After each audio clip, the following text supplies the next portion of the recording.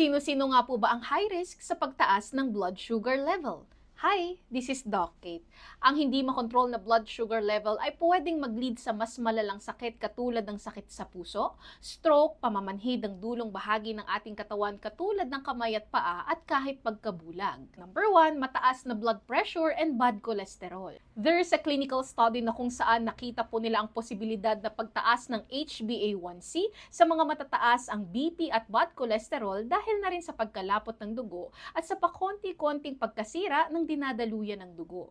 Number 2, lifestyle and social factors. Kung palagi kang kulang sa tulog, palaging stress, 8 hours kung nakatutok sa cellphone at palaging nakaupo, malaki po ang epekto nito sa ating overall circulation. Kailangan po nating magamit ng maayos ang muscles upang mas kontrolado ang blood sugar. And number 3, high waist circumference. Ang pagkakaroon ng malaking tiyan ay hindi po dapat ipagpasawalang bahala dahil pwedeng sign na po ito ng mataas ang blood sugar dahil na rin sa pagkapal ng visceral fat o mga taba na nakabalot sa ating organo katulad ng atay at bituka na pwedeng mag-lead sa mas malalang sakit.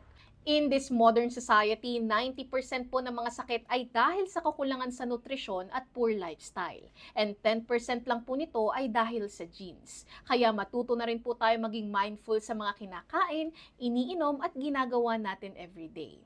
Prevention is always better than cure. Stay healthy po!